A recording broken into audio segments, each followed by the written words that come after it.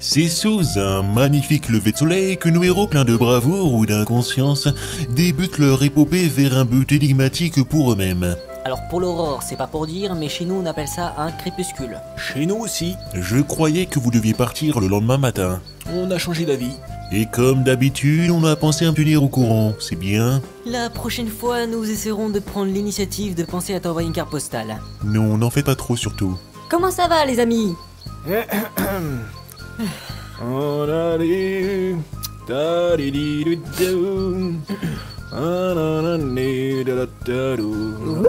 Quoi, c'est à nous que tu causais? À qui pourrais-je m'adresser à part vous deux? Je ne sais pas, j'ai cru apercevoir deux pinsons sur une branche. Hein? On n'a pas voulu s'incruster dans la discussion. Tu pourrais au moins nous les présenter. Quoi? Et puis bon, on ne choisit pas ses amis. Qu'est-ce qui est? Non, c'est la famille qu'on ne choisit pas. Oui, pas faux. Et puis ce que nous disons n'a pas de sens, nous devrions arrêter. Ça ne change pas d'habitude. Excusez-moi de vous considérer comme des compagnons agréables. Ça ne se reproduira plus.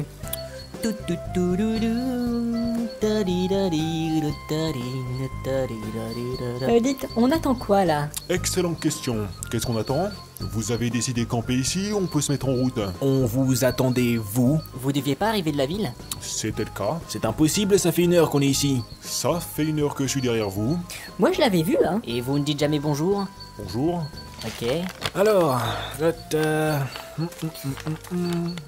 attends voir. C'est quoi le grand N sous la flèche? C'est la direction des neuneux. Alors cours-y vite et laisse-nous réfléchir. Ah ah ah ah. Quelqu'un a une boussole? C'est inutile, la polarisation est aléatoire ici. Ah ouais? Et où est le nord alors? Au nord. Ah ah. Si ça continue comme ça, je vais finir par vous flécher parcours. Ah chouette! Au fait, c'est qui lui là-haut? Je suis le type qui narre et qui en a marre. Un point de vue médiocre sur vous, tout en restant interne, externe, quasiment omniscient, mais non omniprésent. Comment c'est possible ça? Mes jours de congé. Messieurs, en route. Ce n'est pas trop tôt. Bah non, il fait quasiment nuit. Il commence plutôt assez tard. Quoi? Et c'est ainsi que la transition se fut. Eh les gars, j'ai oublié de vous dire. Pouf! Dans des lieux mystérieux. Dans des lieux mystérieux.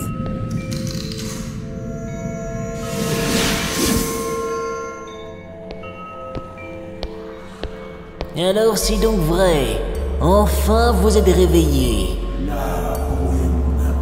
Nous pouvons être vus. Le vent s'affaiblit. Nous serons bientôt vulnérables. Que font-ils? Ils contribuent à leur propre fin. Que devons-nous faire? Faire ce qui est nécessaire pour préserver ce monde. C'est bien ce que je redoutais. Cela a déjà commencé. Cela ne recommence jamais de la même manière. L'avoir envoyé dans le passé n'aura peut-être servi à rien. Peut-être bien. Ils vont bientôt venir vous voir. Je me demande ce qui arrivera cette fois-ci. Tout a été pensé afin que les erreurs passées ne soient plus reproduites. Vous avez dû voyager très loin pour en être aussi certain. Seul vous serez la cause de votre ultime échec. Et je trouverai encore des failles pour vous mener à la vôtre. Mais cette fois-ci, nous ne pourrons plus tout recommencer. Bientôt, les brèches temporelles se refermeront toutes. Alors tâchez de vous souvenir qu'à chaque erreur que vous commettrez, vous ne pourrez plus revenir en arrière. Alors, que la partie commence. Encore une fois. Une dernière fois.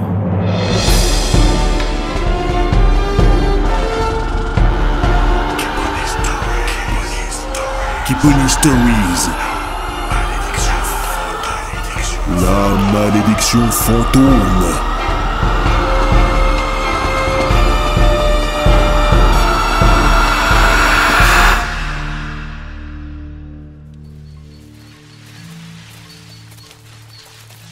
Nous y serons demain au lever du jour.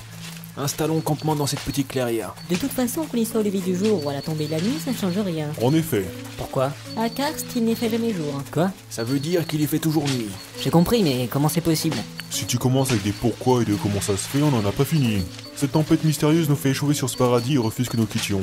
Personnellement, je m'en plains pas. Un paradis? Oui, avant qu'un certain capitaine d'un certain navire qui s'échoue seulement une parcelle temporelle sur 2 vienne nous créer des ennuis. Non, sérieux, on tombe plus sur des dingues ici. Attention à la branche.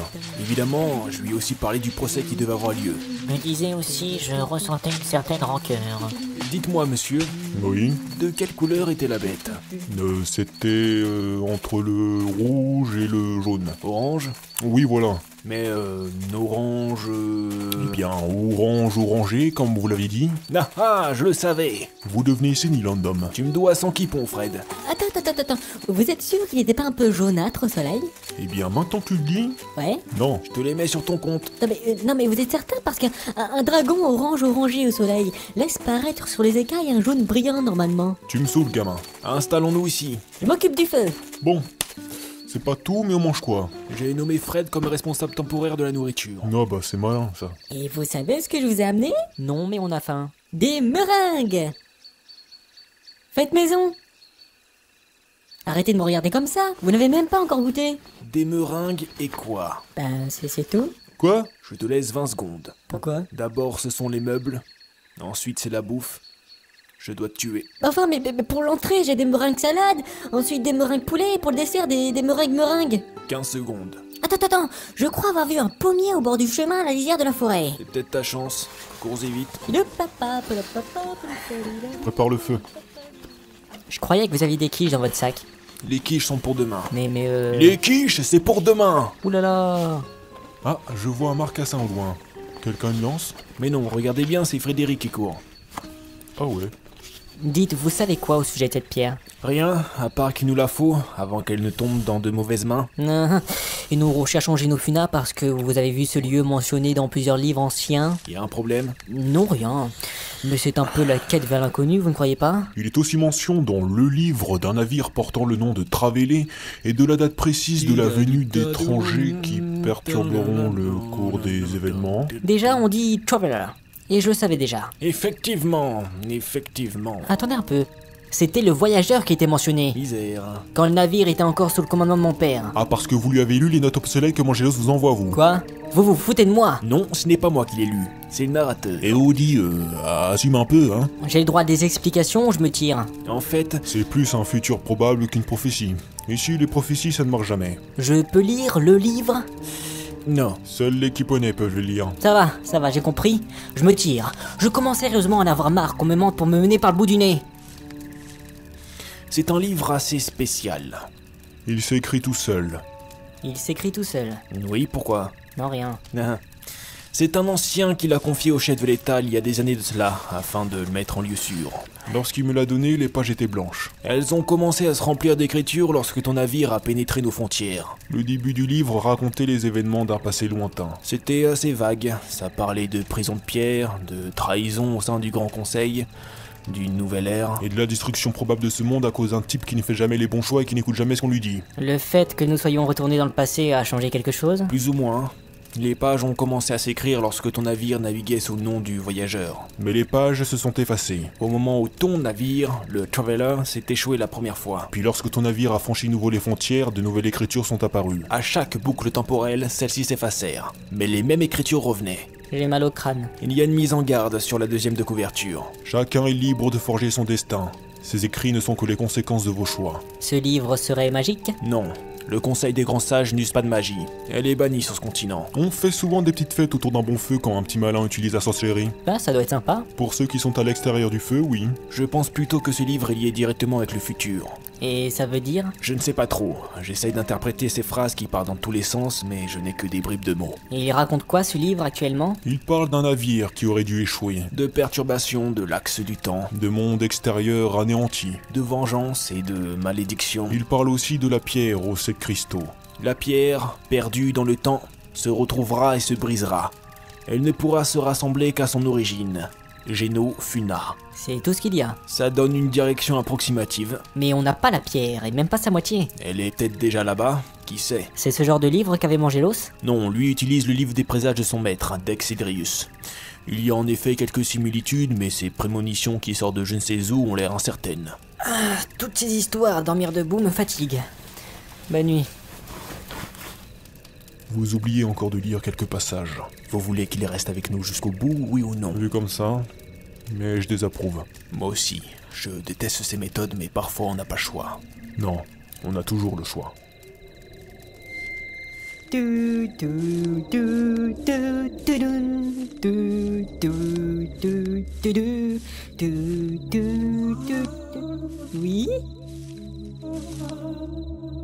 Y a quelqu'un? Non, il y a personne. Les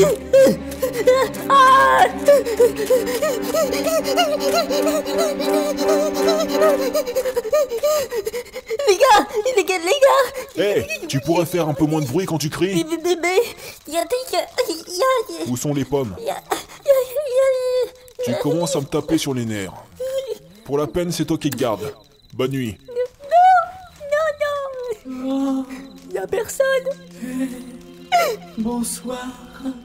Je suis un fantôme et je suis là pour te hanter. Enchanté! Ça va la vie? Oh, ça peut aller.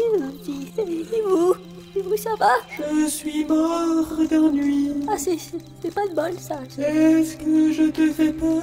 Ah non, pas du tout. Que comptez-vous faire un génofunin? Eh ben... Wow!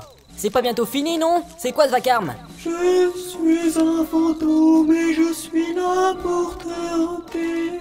Eh bien, allez trouver quelqu'un d'autre. Je suis fatigué et on se lève tôt aujourd'hui. Veuillez m'excuser, je ne me rends pas bien compte de l'heure qu'il est depuis que je suis mort. Eh bien, allez vous acheter une montre. Excusez-le, il est un peu sur les nerfs. Mais je suis un revenant et je dois effrayer tous ceux qui s'aventurent dans cette forêt. Et alors? Revenez demain. Bonne continuation, hein. Merci. Bon, tu te gros, toi?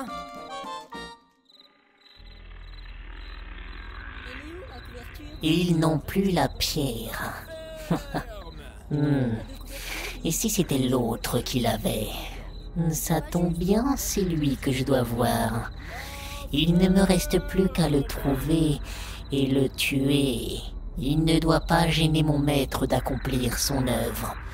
Et enfin, je serai libre. Si tu réussis ce pourquoi tu as été prédestiné, tu seras enfin en paix.